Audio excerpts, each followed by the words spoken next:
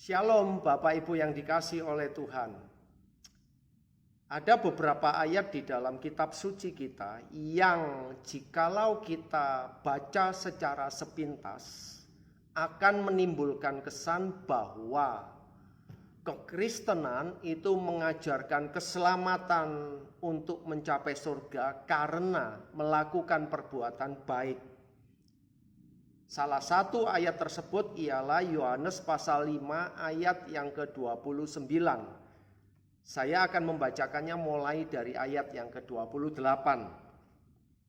Janganlah kamu heran akan hal itu, sebab saatnya akan tiba bahwa semua orang yang di dalam kuburan akan mendengar suaranya.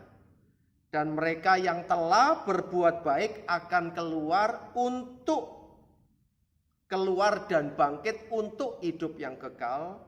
Tetapi mereka yang telah berbuat jahat akan bangkit untuk dihukum. Nah, benarkah ayat ini mengajarkan keselamatan karena perbuatan baik? Tentu saja tidak demikian. Sebab kita harus ingat, salah satu prinsip dasar di dalam penafsiran kitab suci itu ialah bukan kita yang menafsirkan kitab suci, tetapi kitab suci menafsirkan kitab suci. Bagian Alkitab yang jelas harus menjelaskan bagian Alkitab yang kurang jelas. Dalam hal ini kita harus melihat, tidak boleh mencomot ayat tersebut keluar dari perikop yang ada di mana ayat tersebut ditulis.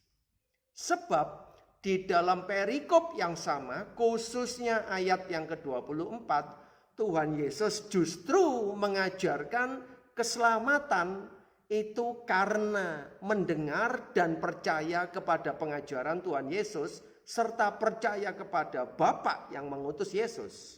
Di dalam ayat 24 dikatakan demikian.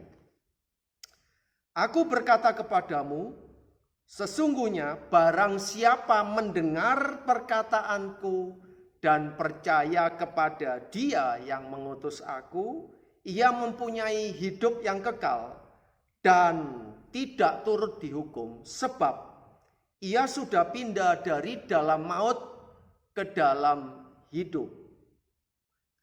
Jadi saudara-saudara, ketika Kristus berkata, barang siapa mendengar perkataanku, itu tentu saja bukan sekadar mendengar, tetapi mendengar untuk percaya kepada perkataan dan pengajaran Tuhan Yesus serta kepada Bapa yang mengutus Yesus Kristus ke dalam dunia.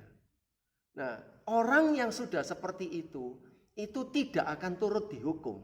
Sebab orang yang sudah percaya seperti itu sudah pindah dari dalam maut menuju ke dalam hidup. Kalau memang demikian, bagaimana kita harus memahami ayat yang ke-29? Ketika dikatakan mereka yang telah berbuat baik, mereka yang telah berbuat baik akan keluar dan bangkit untuk hidup yang kekal. Tetapi mereka yang telah berbuat jahat akan bangkit untuk dihukum. Nah, saudara, dari pengajaran pemahaman ayat yang ke-24 tadi, maka kita harus memahami perbuatan baik yang dimaksudkan di dalam ayat 29 itu adalah perbuatan baik sebagai hasil atau sebagai respon atau sebagai ucapan syukur karena sudah percaya dan diselamatkan oleh Tuhan Yesus Kristus. Sebaliknya, mereka yang berbuat jahat itu berbuat jahat bukan saja karena perbuatannya yang jahat, tetapi karena mereka tidak percaya kepada perkataan dan pengajaran dari Tuhan Yesus Kristus. Jadi sekali lagi saudara-saudara yang dikasihi oleh Tuhan, Kekristenan tetap konsisten untuk mengajarkan kepada kita untuk bisa selamat dari hukuman dosa. Saudara hanya perlu percaya kepada Yesus Kristus sebagai Tuhan dan Juru Selamat saudara secara pribadi. Yohanes 3 ayat 16 juga mengatakan, karena begitu besar kasih Allah akan dunia ini, sehingga ia telah mengaruniakan anaknya yang tunggal, supaya setiap orang yang percaya kepadanya tidak binasa, melainkan beroleh hidup yang kekal. Jadi saudara-saudara yang dikasihi oleh Tuhan, ini juga mengingatkan kepada saudara dan saya bahwa kepercayaan saudara dan saya terhadap Yesus Kristus sebagai Tuhan dan Juru Selamat di dalam hati itu akan diuji dan terbukti dari kehidupan, dari buah kehidupan yang saudara dan saya hasilkan. Jikalau saudara sudah mengaku percaya kepada Kristus Yesus, maka seharusnya buah-buah kehidupan yang baik itu yang keluar dari kehidupan saudara dan kehidupan saya. Perkataan saudara dan saya, pikiran-pikiran saudara dan saya, hati kita itu dipenuhi oleh kasih Allah. Semua tindakan kita itu merupakan hasil dari kasih Allah yang sudah bekerja di dalam diri kita, meluap keluar dan menghasilkan keharuman yang baik bagi setiap orang yang ada di sekitar kita.